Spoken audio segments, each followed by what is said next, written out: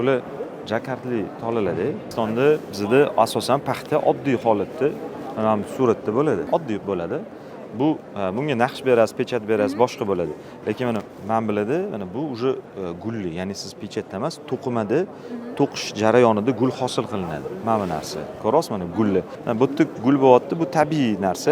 Tarkibida poliester bor. Oq chizgilarni ko'rasiz. Oqdagi gulli poliester bilan paxta qo'shib ishlanganida, bo'yoq jarayonida poliesterdagi paxta o'ziga rang oladida, sintetik tola rang olmaydi u narsani.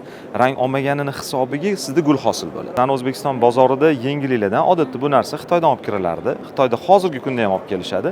Biz uni Xitoydan olib kelib, uni chiqarib bu yerda qilgunimizcha O'zbekiston sharoitida oson, bir vaqtda tez fursatda Xitoydan zakaz qilganingizda kamida 25-30 kun vaqt yo'qotasiz. Buni shu yerda o'zingiz xohlaganda kunlik borib jarayonlarni ko'rib tursangiz bo'ladi. Keyin biz bu mahsulotlar uchun kerak bo'ladigan hamma narsasini o'zimizda chiqaramiz. Ya'niki siz bizdan mato buyurtma berganingizda matoga qo'shimcha ravishda unga ketadigan etiketkalar bor, rezinka, arqon, shunga o'xshash qo'shimcha yoqa aksessuarlari bor.